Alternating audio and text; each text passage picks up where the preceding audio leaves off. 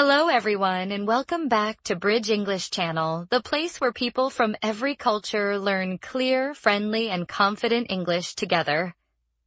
I'm Catherine. Hello, Catherine, and hello to all our amazing listeners around the world. Maybe you're listening from your office, your bedroom, your university library, or even from a quiet park bench. And I'm John. If you're listening right now, maybe while cleaning your room, maybe while waiting for your bus, maybe while cooking your lunch, we're really happy you're here with us. Wherever you are today, thank you for choosing to spend these minutes with us. English connects people from every city, from Manila to Berlin, from Nairobi to Toronto, from Santiago to Jakarta. And today, you and we are one classroom. Before we begin, please like this episode and subscribe. Your support helps us grow and gives us energy to make more helpful lessons for you. And today, we have a topic that every English learner needs. Yes, maybe the most important topic for beginners. Today, we're learning how to ask for help and how to ask for clarification when you don't understand something. Because in real life, you will not understand everything.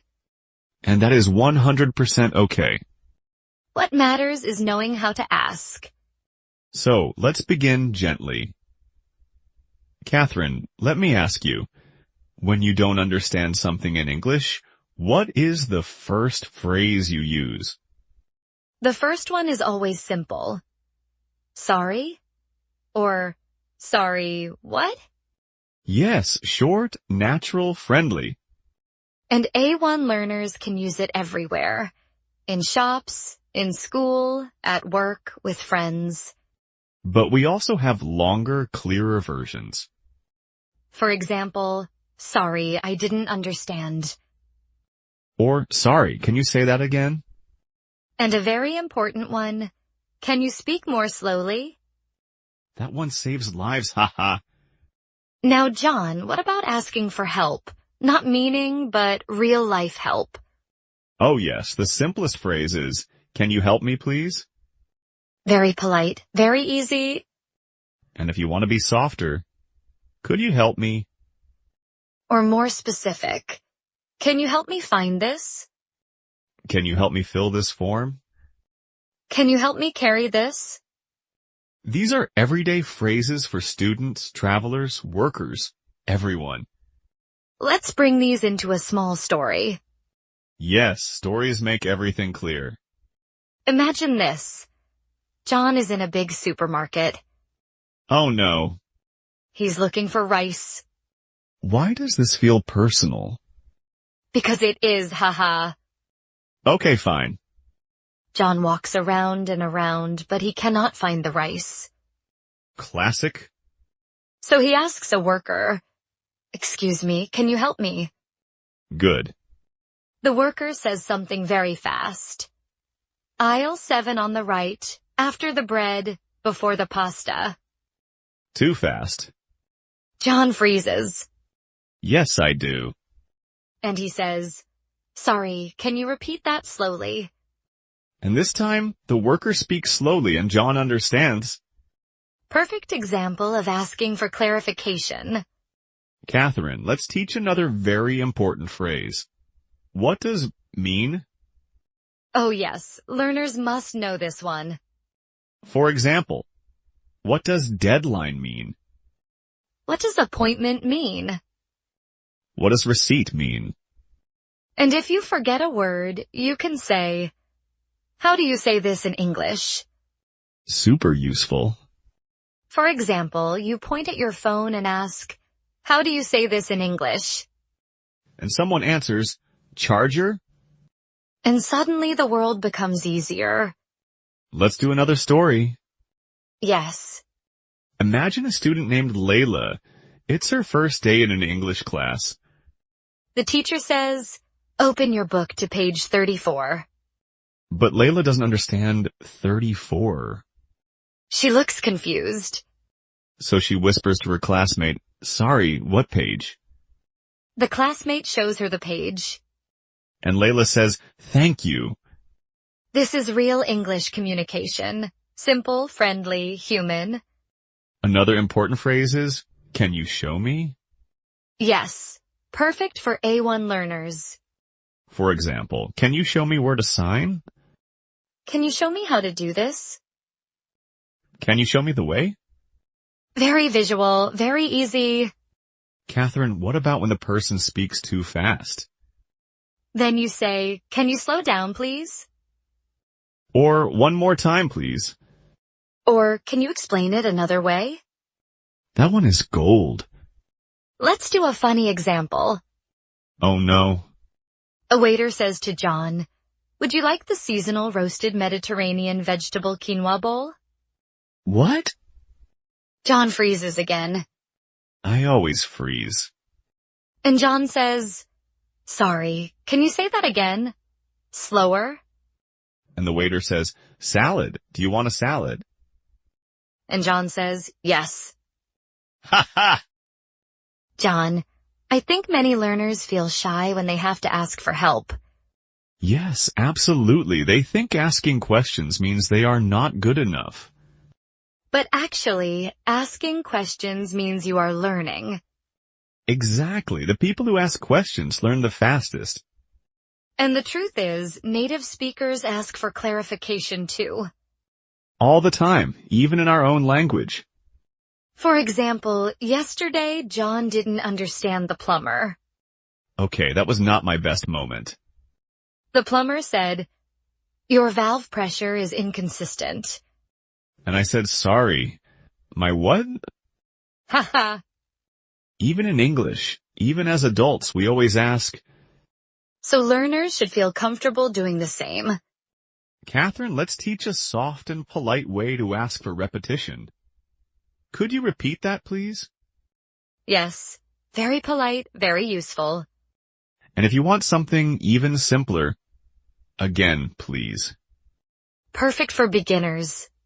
Another essential phrase is, I don't understand. Yes. It is simple but powerful. When you say it, people change their speed, their words, everything. For example, sorry, I don't understand.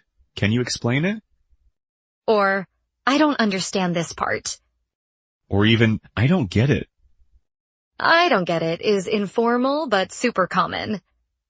Let's bring this into a small classroom story. Good idea. Imagine a student, Marco. He is in his English class. The teacher says, today we're learning present continuous. Marco looks lost.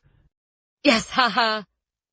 But Marco raises his hand and says, sorry, I don't understand.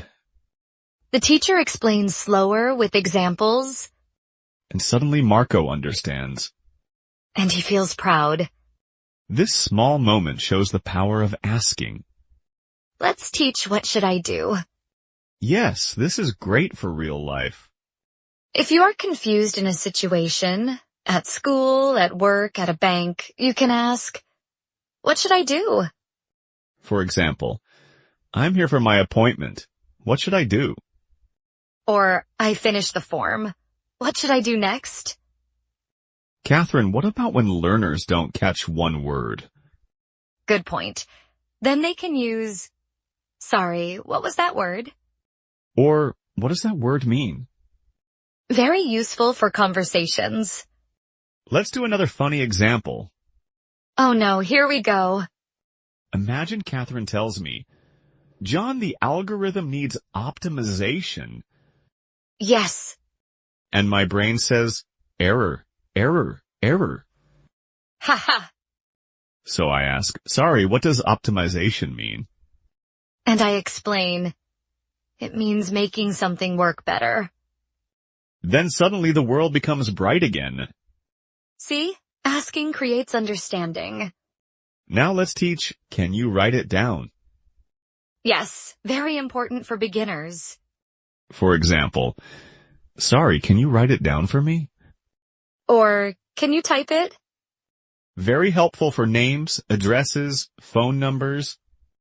And another strong phrase, can you show me an example? Yes, perfect for students. For example, can you show me an example of the sentence? Can you show me how to do this step? John, let's make a mini dialogue using all these. Great idea. Person A. You need to activate the system before installation. Person B. Sorry, I don't understand. Can you explain it another way? Person A. Sure. First, turn it on, then press this button. Person B. Can you show me? Person A. Of course, like this. Person B. Oh, now I get it. Very natural. Let's give learners phrases to use when the connection is bad. Like on the phone. Oh yes, very important. For example, sorry, I can't hear you very well. Or, you're breaking up. Or, can you say that again? The connection is bad. And when you need more time to think, say, 1 moment, please. Yes, simple, polite. Or, let me check. Or, just a second. John, now let's imagine a real-life situation. Okay. Imagine Anna is at a train station. She sees a big machine for buying tickets. She wants a ticket, but she doesn't know how the machine works. She looks around and sees a worker. She says, "Excuse me, can you help me?" The worker says something fast. Anna doesn't understand. So she says, sorry, can you speak more slowly? The worker slows down. Anna still doesn't know which button to press. So she says, "Can you show me?" And the worker shows her step by step. And Anna says, "Thank you so much." This is real communication. Catherine, many learners also need help understanding accents. Oh yes.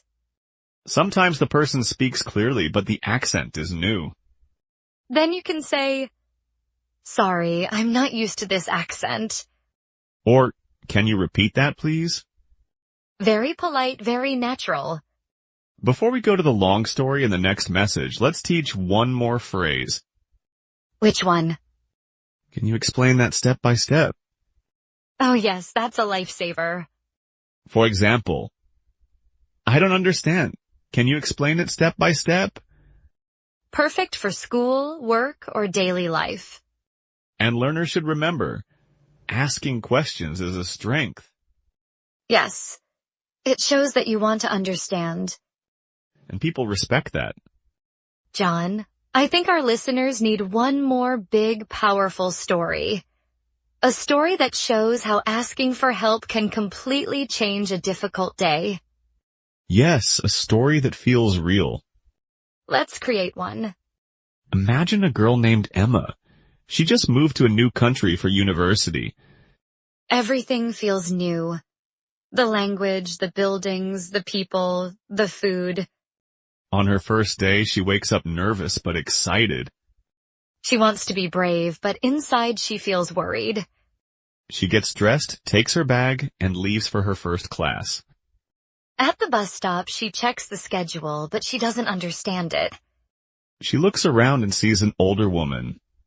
Emma walks to her and says softly, "Excuse me, can you help me?" The woman smiles and explains the bus numbers, but she speaks very fast. Emma freezes. She takes a deep breath and says, "Sorry, can you speak more slowly?" The woman slows down and explains step by step. Emma understands. She smiles. Her day becomes easier. Emma arrives at the university. She needs to find Building C. But the campus is big, too big. She asks a student, "Sorry, can you show me where Building C is?" The student points but talks fast. Emma says, "Can you repeat that slowly?" This time the student speaks clearly. And Emma finds her building. Then she goes to class. The teacher speaks English with a different accent. Emma understands some parts, but other parts sound like music. When the teacher says something she doesn't understand, Emma raises her hand. Sorry, what does that mean? The teacher smiles and explains. Emma feels lighter. After class, she wants to register for the library. But the form is long, and she doesn't know which section to fill. She goes to the librarian and says, "Can you help me with this?" The librarian helps her fill the form. And Emma says, "Thank you so much." At the end of the day, Emma feels tired, but also proud. She survived her first day because she asked for help. This story teaches one important lesson. Asking questions is not weakness. Asking questions is courage. Every time you ask, you grow.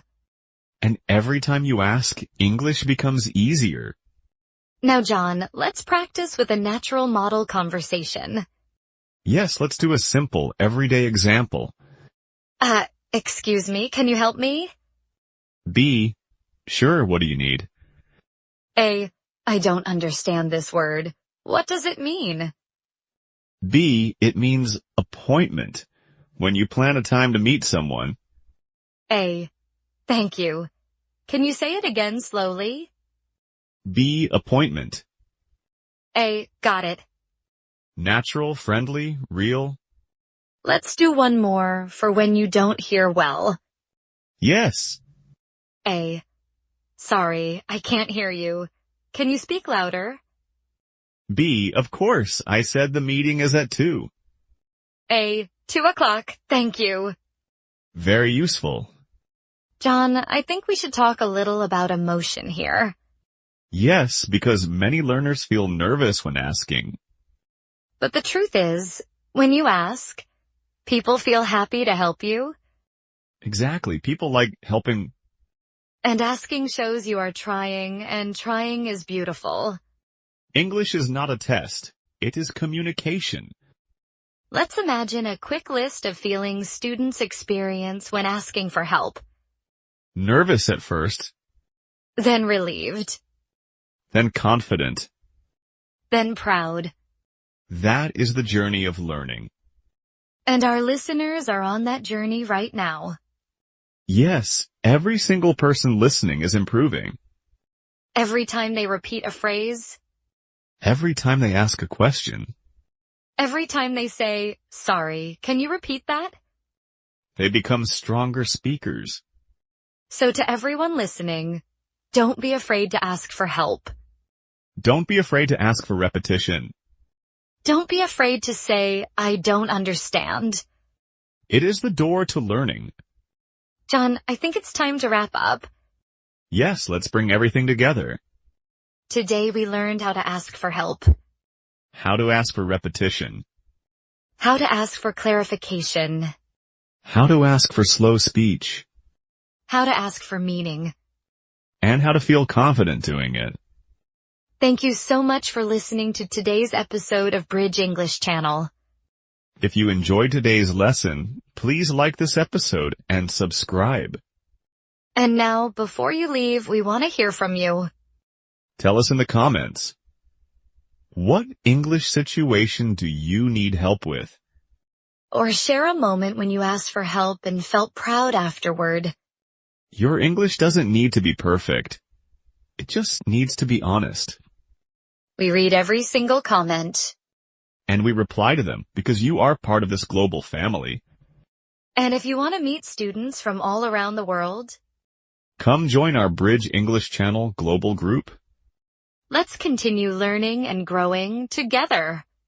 Bye for now. Goodbye, everyone.